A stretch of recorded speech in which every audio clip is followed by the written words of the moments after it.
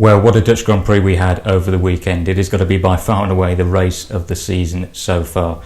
Plenty of incidents and mishaps, lots of on-track action, some great battling, some great racing on track with the rain showers at the beginning and the end of the race. We had safety cars, we had red flags. It really was an eventful Grand Prix, but even despite all of this, we still had the same result, with Max Verstappen coming out on top and taking a record-equalling 9th consecutive victory to match the record for most consecutive victories set by Alberto Ascari and Sebastian Vettel, of course. But even despite Verstappen's brilliance and the fact that he is well on course to win a third straight World Championship, there was a bigger story actually over the weekend that arguably overshadowed Verstappen's brilliance, and that was, of course, Liam Lawson stepping in at AlphaTauri to replace the injured Daniel Ricciardo unexpectedly to make his Formula 1 debut. Now, of course, it was never Red Bull's intention to hand Lawson his Grand Prix debut over the weekend at Zandvoort. He was only there on reserve driver duty for AlphaTauri and Red Bull.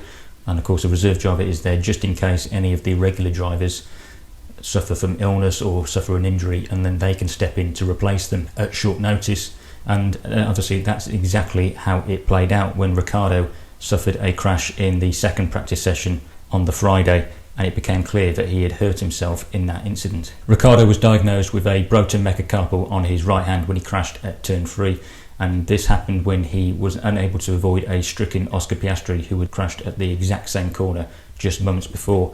But Ricciardo was unable to slow the car down, and in the end had to choose between hitting Piastri's car or hitting the barrier.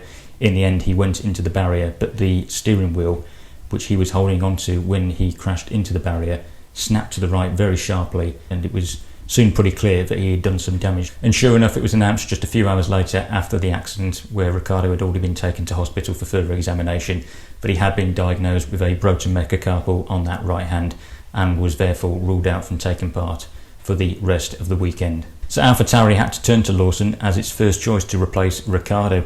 And as Grand Prix debuts go, there probably has not been as many as tougher circumstances for a driver to step into a Formula 1 car for the first time, because Lawson would just have the one practice session on the Saturday morning before jumping into the car for qualifying and then the race the following day. And Liam had no prior experience to driving the AlphaTauri car at any point during the year, because naturally his main focus has been racing over in Japan in the Super Formula Series, where he's fighting for the World Championship. So he was effectively going to that FP3 session with one arm tied behind his back. And just to make his debut even tougher, he would be driving in wet conditions because it had been raining prior to that session. He did have a little moment in the session where he did spin at the final corner, but apart from that, he kept the car on track and built a good baseline for him to take into qualifying, where the conditions would be the same as they were in FP3. This was, of course, now Lawson's first time driving the car at low fuel, and when qualifying takes place in wet conditions, it is not just about trying to keep the car on track and out of the barriers, it is also trying to maximise the conditions as best as possible, and ideally trying to leave a lap as late as possible in the session to get the best of the conditions. In the end, you have to say that it was a respectable effort from Liam to qualify the car in those tricky conditions at the first attempt, even if he did end up slowest of all the drivers in the Q1 and was 1.7 seconds slower than his AlphaTauri teammate Yuki Tsunoda. So now, of course, all of his attention was going into trying to put in a good performance during the race, even though it would end up being probably one of the trickiest Grand Prix any driver could wish to make their debut in, with the intermittent rain showers arriving at the start and the end of the Grand Prix. He managed to keep out of trouble on the first lap and then immediately pitted for intermediate tyres as the rain arrived, and therefore was still at the back of the field, but then slowly managed to work his way forward as he passed drivers who were taking a gamble and staying out on dry tyres. Even though he was handed a 10-second time penalty for impeding Kevin Magnussen by the race stewards, Lawson actually managed to work his way up to as high as 11th during the Grand Prix, just outside the points. And when the drivers all switched to slick tyres as the track began to dry out, he actually did show solid pace, even though he was a lot more inexperienced than all the drivers around him, and at one point he even managed to pass Ferrari's Charles Leclerc, although it should be said that Leclerc was running with a damaged floor after an incident earlier in the session. I think what was most impressive about Lawson's debut was the fact that he generally kept out of trouble and didn't really make any mistakes. He raced cleanly and with a calm head. He wasn't fazed by the difficult conditions and didn't become flustered during the safety car period or the late red flag that was shown at the end of the Grand Prix. Despite everything that he faced, he managed to bring the car home in a solid 13th place, 3 places ahead of Tsunoda. I think that it's safe to say that when he was conducting his post-race interviews after the Grand Prix, that Liam gave the impression of a driver that was pretty relieved to have seen the checkered flag unscathed and just bring the car home in one piece, despite the difficult conditions, and now have a Grand Prix distance under his belt. Let's see what else he had to say. When I was rolling up to the grid and it was raining, starting to rain, wasn't the best feeling. But the race was okay. We lost, obviously a huge amount of time at the start with the stack, and then we had no choice to make the pit stop, but unfortunately we got a penalty as well, so lost a lot of time. But I think the second half of the race was not so bad once we got clean air, and obviously the enters at the end was also not bad. Just happy to survive. Overall, I think that Liam deserves a lot of credit for how he performed on his Grand Prix debut, especially considering the circumstances around it. And of course, AlphaTauri has already confirmed that he will be in the car for Monza and for the foreseeable future until Ricciardo recovers from his injuries. This of course leads us on to, where does this leave Lawson's chances of being in Formula 1 in the near future?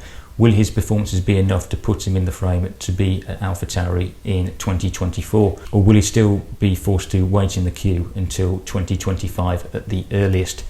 Personally, I think that the latter is the more realistic option, because I do not see a lot of movements in the current teams. I think that Yuki Tsunoda is a nailed-on bet to be in the AlphaTauri car next year, and I don't see why Red Bull would want to bring Daniel Ricciardo back, as they have done, and only run him for half a season before ditching him. I see him very much in AlphaTauri's plans, at least for next year, and of course we do believe that he is in the frame to replace Sergio Perez at Red Bull in 2025. And speaking of Perez, despite all of the recent speculation regarding his Red Bull future after a difficult run of races, Christian Horner has formally confirmed that he will be in the car next year alongside Max Verstappen, despite the fact that Helmut Marko effectively, during several interviews over the course of the weekend at Zandvoort, made it clear that Perez actually was not guaranteed to be in that second Red Bull seat alongside Verstappen in 2024, even though he does have a firm contract in place for next year. So with Perez staying, and I think that Tsunoda and Ricciardo will be the AlphaTauri lineup for next year,